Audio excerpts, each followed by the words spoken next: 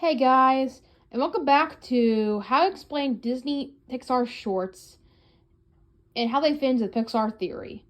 Last I looked at Tin Toy and Loxo Jr. and how all those objects came to life in a way that all the Pixar ones have gained sentient control and their minds have become sentient and how they can take care of themselves as toys and or objects.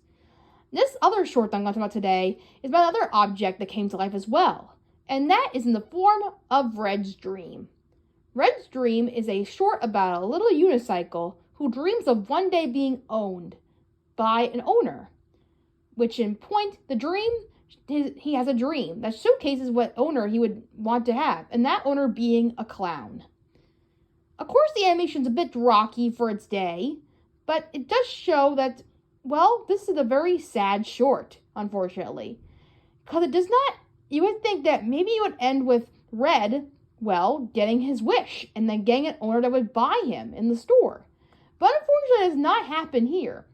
Instead, he dreams and then he ends up sleepwalking and pretending that he's doing a show while embarrassing himself in front of all the bicycles and all the other stuff like him, who didn't really seem too impressed and were very sleepless at the time when he was doing it. So he just sat there feeling alone and miserable, and that's the end of the short. This is actually based off of an old Japanese story where the same thing happens. It's based on Red's Dream. And funny enough, there is no happy ending to the story at all. It goes very accurately to the story. I'll have to read that in the terror zone eventually with Red on how Red's Dream is. That's just the same name as Red, the fox. But anyway, I'll take a look at how accurate these two how the story is compared to the short. But for the most part, it's definitely a very touching short. And it makes me cry a little bit, the fact that Red never gets his wish. How I wish the clown would just walk in and get him. It's just very sad. I learned this from the commentary of this short, where the Pixar people talk about how they made this short and what it's based on and stuff. And the reason why it's so popular in Japan is because for some reason they love sad endings. Don't know why, but I guess it's just very touching in that way. They don't get a happy ending. But I can see why it is loved in a way. But anyway, this gives us the indication that any object can come to life, even unicycles, with transportation, leading into the fact that cars will soon come to life as well in the Pixar universe, like with Lightning McQueen and many others coming along this way. If you guys want, I hate repeating myself every time I talk about the Pixar theory. So if you want to know more about it, check out the Loxo Jr. and Tin Toy if you want to learn what Pixar theory actually is. I hate repeating myself every time I have to talk about that story, in case if you're new. So I'm just saying, if you really want to know what the Pixar theory is, just tell me in the comments below. There's so many videos on it that I really cannot tell you enough to go check them out. So that's what I can say about it, really. Anyway, Red is a very interesting character with a fact that close to being with a car, it's a unicycle, and he comes to life. So he has a mind of his own, and so do cars do, leading up to that point. The cars thing won't come until later in the future, because I'm guessing there's still people in this world, because they still depend on people buying them. And the fact that there's a clown in the dream. Sure, the clown's not real, and it's only a dream that the unicycle has, but you would think that he would have free will and leave the shop to go find himself a new owner or something. Or better yet, the owner could have got his attention. I'm just saying that if it were to be like that, I think Red would have went to go and find his own owner and left the store. But instead he decided to stay here. Almost as if they had the will to stay there and knowing that a person would come for them.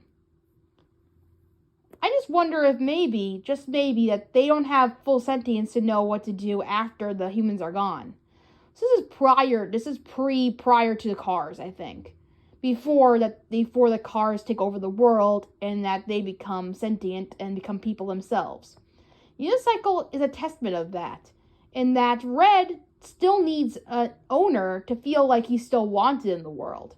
The cars in the Cars universe don't really feel like they need to be wanted. They feel like they're their own people, and they don't really need owners to feel like they need to be free or anything. Red, on the other hand, feels like he needs an owner to feel like he needs to be a part of the world. So in that way, Red play would take place way before Cars. Pre-Cars, I would say. In a way, it would take place before that time, taking more things into action. So, this is a precursor to what could happen to Cars later on.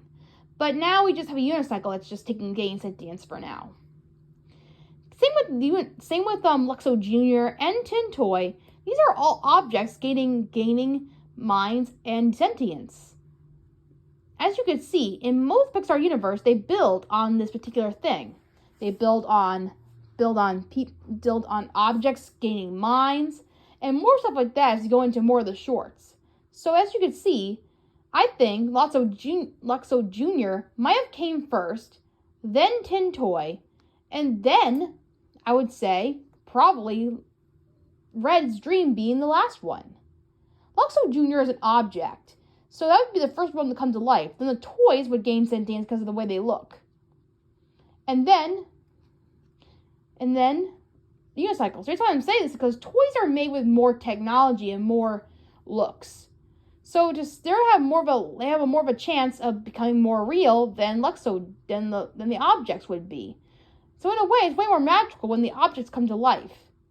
This all starts later on when Wally comes in. So my theory is, a part of the Pixar theory, is that as by and large buys more and more of these objects, they become more sentient and take over the robots, and more of this in Wall-E as it goes on.